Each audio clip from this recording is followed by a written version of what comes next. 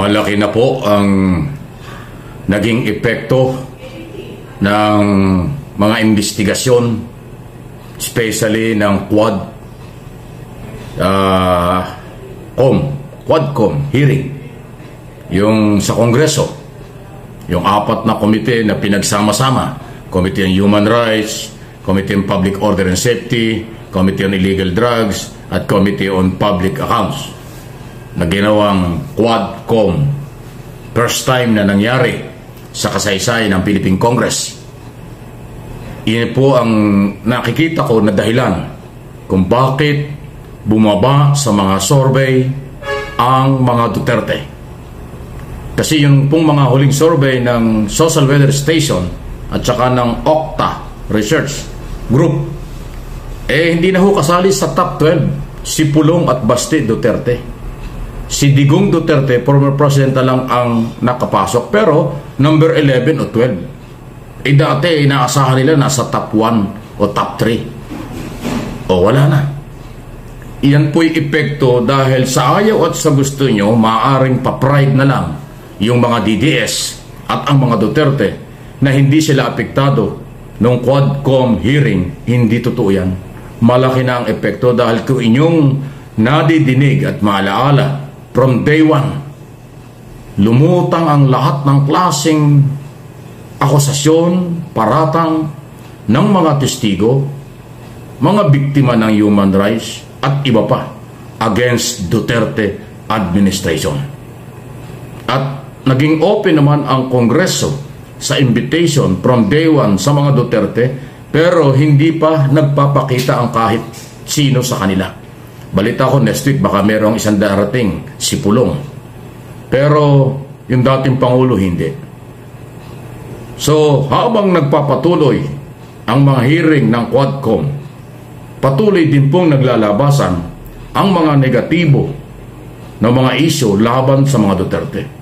Especially yun pong sinabi nitong si Mayor Mabilo na sa takot ay umalis bilang elected mayor ng Iloilo City nung panahon yun dahil siya ay pinagbintangan ng Duterte administration sa kung ano-ano. Si Mayor Osmeña na naharas din, sumarap din. Si Colonel Garma na malapit sa kanya, sumabit din dahil doon sa tatlong convicted sa illegal na gawain na nakukulong, nawala ang buhay nila noong 2016. At marami pang iba kung isa-isa natin mahaba. Yan po ang sa tingin ko dahilan. Nagalit na yung tao, naniwala ang tao, nagsisi na yung mga tao sa pagsuporta sa mga Duterte. At dito pa lang sa survey, kahit sabihin natin survey lang yan, malaki po ang epekto niyan. Next month, kung tatakbo sila sa national position, filing na ng Certificate of Candidacy. Pero pababa na ng pababa ang kanilang mga pangalan sa mga survey. Ibig sabihin ng mga tao ay nagising na sila'y nagamit lang ng mga panahon ngayon na paniwala, hindi pala totoo.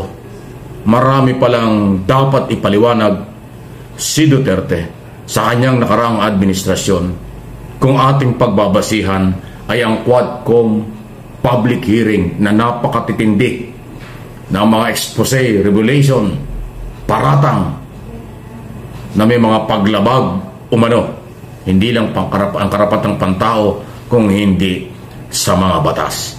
So any comment, reaksyon, malaya po kayo.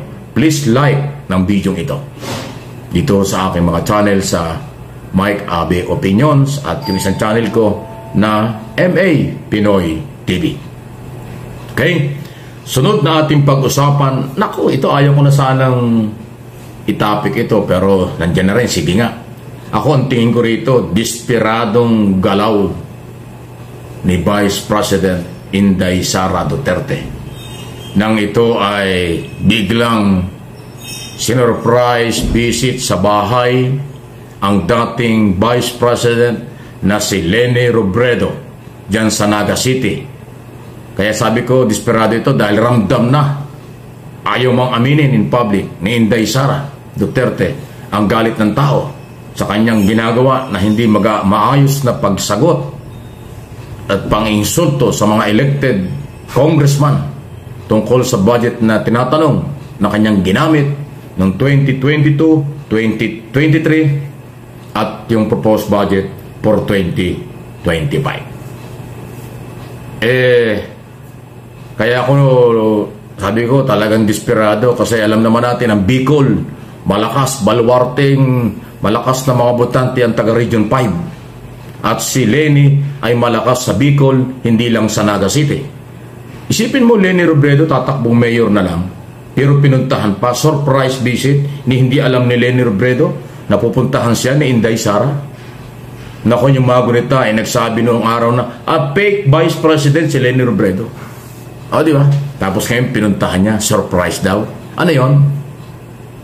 So, ibig sabihin, umiikot-ikot na si Inday sa mga posibleng lugar na malaking baluarte na alam niyang humina siya. Humina ang mga Duterte. Dahil nga ho, yung mga taga Bicol, hindi man lahat, marami rin hindi natuwa sa treatment.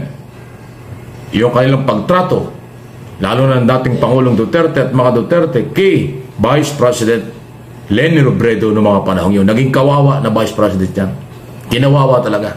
Pero ngayon, na alam niyang malakas pa si Leni, pero nag-local na lang at takbong mayor ng Naga City dahil malakas naman dyan, aba, surprise visit ni Inday. Ano yon? So political gimmick yan. At desperado dahil nga sa alam niyang marami ng galit sa kanila. Humihina na. Wala na yung magic o karisma ng mga Duterte. At si Inday ang magsasuffer dyan.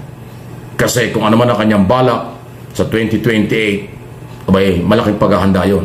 At dito sa incoming election sa 2025, pag hindi nakapaglagay ng mga leader at mga gandang posisyon, lalo na sa Senado, ang mga identify kay Duterte, ay tagilid talaga siya. Dahil yung mga senador na magiging kakampi niya, kung sakaling tatakbo siya sa 2028, yan ang kanyang magiging bihikulo. Pero kung wala siyang mapundar na ganun, malabo talaga. Kaya desperadong galawan ito. Matapos laitin, matapos sabihin fake vice president, ngayon sinurprise visit, publicity, at dahan-dahan na niyang nililigawan ang mga Bicolano, ang malaking baluarte, ang Region 5 na mga butante. Milyon po ang mga butanteng Bicolano. Hindi lang yung nasa Bicol, kahit saan silang nandudong lugar, Bicolano pa rin yan. Di ba? So ano po inyong masasabi sa galawang ito? Kahapon pa yan, isang araw pa, pero ayaw ko sanang patulan pero pinatulan ko na rin dahil alam ko nagtatanong kayo at nag-aabang sa akin. So yun ang aking tingin. Unang topic natin, yung mga Duterte bumagsak na sa survey. Naipaliwanag ko na kung bakit. Monitor nyo mabuti at pakinggan itong aking video. Surprise visit ni Inday kay former Vice President Robredo, desperadong galaw at nanliligaw sa mga Bicolano. Kung anong dahilan, politika lang yan. Okay? Ramdam na nila ang epekto at galit ng tao at yung mga nabudol na nagising na sa katotohanan. Please like, subscribe, and follow sa aking mga channel.